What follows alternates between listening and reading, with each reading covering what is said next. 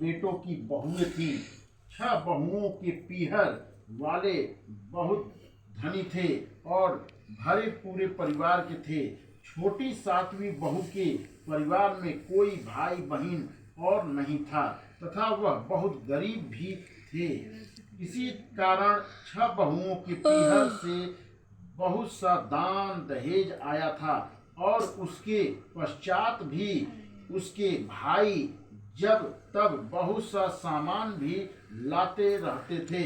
इस तरह परिवार में उन 6 बहुओं को बड़ा मान सम्मान था। छोटी बहू घर का सारा काम काज करती थी, किंतु सभी उसकी बुराइयां करते थे। प्यार उसके सास ससुर भी नहीं करते थे और उसे खरी खोटी सुनाते रहते थे। एक दिन छोटी बहू घर से अकेले निकल पड़ी और व्यायामवान जंगल में जाकर जोर जोर से रोने लगी। आज करवा चौथ का व्रत का दिन है। उसकी जेठानियों के घर से करवा चौथ व्रत के लिए उनके भाई करवा और सौभाग्य की सामग्री की पिटारियां लेकर आए थे। छोटी बहू के घर में कौन था जो उसके लिए कुछ लाता। इसी से वह दुखी होकर जंगल में रोती हुए विचरने लगी। एक नाग उसके रोने को सुन रहा था। वह अपने बिल में से निकलकर उसके सामने आया और मनुष्यों की बोली में पूछने लगा, बहन तुम क्यों रो रही हो? आज तो करवा चौथ का व्रत का दिन है, हंसी खुशी व्रत करो। छोटी बहू पहले तो नाग को देखकर डर गई, फिर साहस करके बोली, आज करवा चौथ का व्रत का दिन है। सब बहुओं के भाई आज करवा और बहुत सारा सामान लेकर आए हैं। मेरे पीहर में कोई नहीं है जो मेरे लिए करवा और सामान लाता। काश मेरा भी कोई भाई होता तो मेरे लिए करवा लाता। यह सुनकर नाग को दया आई और बोला, बेटी तुम अपने घर जाओ, शायद तुम्हारा कोई मुंह बोला भाई घर पर करवा लेकर आए। यह सुन छोटी बहू घर आकर संतोष से सब कामों में लग गई। कुछ देर बाद एक मनुष्य आया और छोटी बहू की सास से बोला, मैं तुम्हारी छोटी बहू का भाई हूँ। उसके बचपन में ही मैं बाहर जाकर रहने लगा था, तब घर आया हूँ। आज करवा चौथ है, मैं उसके लिए करवा और सुहाग पिटारी तथा कपड़ा लाया हूँ। सास ससुर और सभी बहुएं उसके लाए हुए बहुमूल्य सामान को आंखें फाड़ फाड़ कर देखने लगे।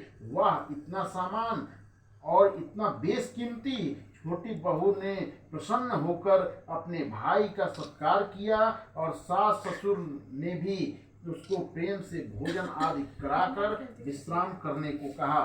करवा चौथ का व्रत हंसी खुशी हो गया। अगले दिन छोटी बहू का भाई उसकी सास से बोला, माताजी मैं बहन को कुछ दिन घर ले जाकर रखूंगा, आप इसे मेरे साथ भेज दें।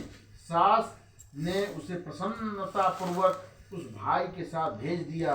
वह मनुष्य रूप में नागों का राजा था। वह उसे ससुराल से अपने महल में लेकर आया और बोला, बहन तुम जितने दिन रह सको यहाँ हंसी खुशी रहो, अपनी इच्छा अनुसार खाओ पियो और सारे महल में मर्जी हो वहाँ घूमो, लेकिन यह ध्यान रखना सामने वाली नाद को ढक्कन उठाकर कुछ देखना नहीं। छोटी बहू भाई के महल में आराम से रह रही थी।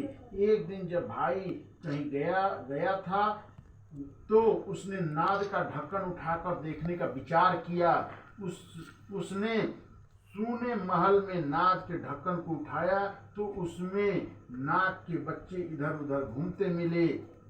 जब उसे किसी के आने का आभास हुआ तो वो जल्दी से उस ढक्कन को रख दिया। जल्दी में ढक्कन रखने से एक नाग के बच्चे की पूंछ पर ढक्कन पड़ गया और वह उसके कट गई। शाम को भैया नाग आए। बहन ने सच बात कहकर अपनी गलती मानते हुए भाई से क्षमा मांगी। नाग भैया ने उसे क्षमा कर दिया। वह पूंछ कटा नाग बंडा नाम से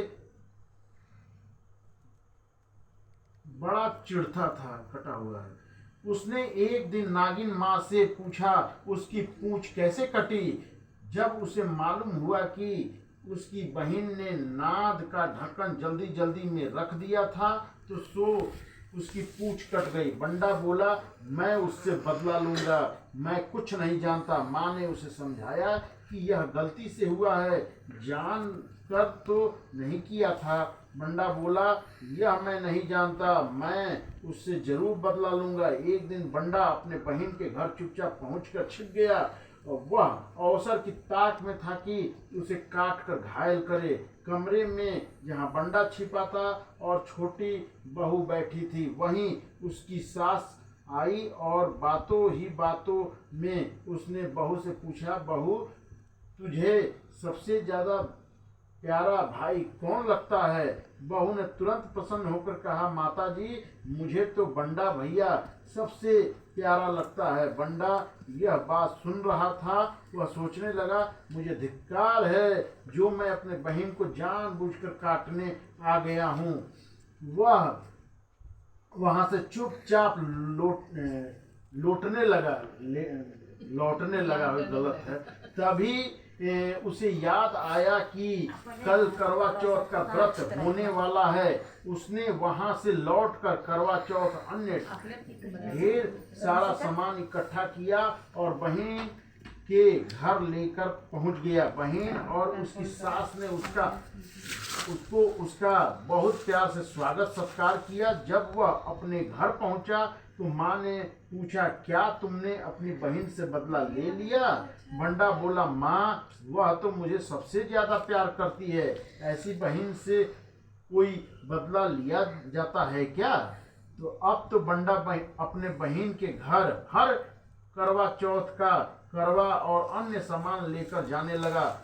सब लोग भाई बहन के प्यार से बहुत खुश थे। हे करवा चौथ माता, तुमने छोटी बहू के जैसे दुख के दिन फेरे, उसी तरह अपने अन्य व्रत करने वाली माता बहनों का दुखों से दूर रखना और सुहागिनों को उनका सुहाग अक्षय कर उनको सब प्रकार से संतानों सहित सुख संपत्ति प्रदान करना। बोली गणेश भगवान की जय। बैठा के आवाज आने की अब आरती है, कहानी खत्म। पिछली बार भी कहा था कि तबीयत चेंज कर दी, इतना मिस्टेक है, रुक रुक के पढ़ना पड़ता है। आप बोले थे और क्या, पिछली बार भी बोला था जब भैया थे। बोला करो चल माई आरती को प्रधान थे, हमने आपको दिया।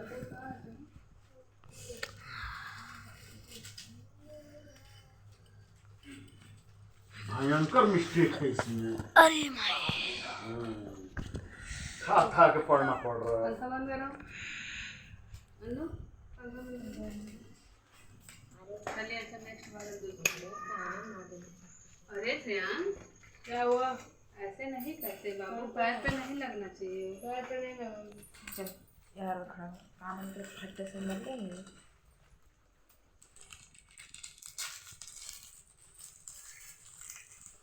कर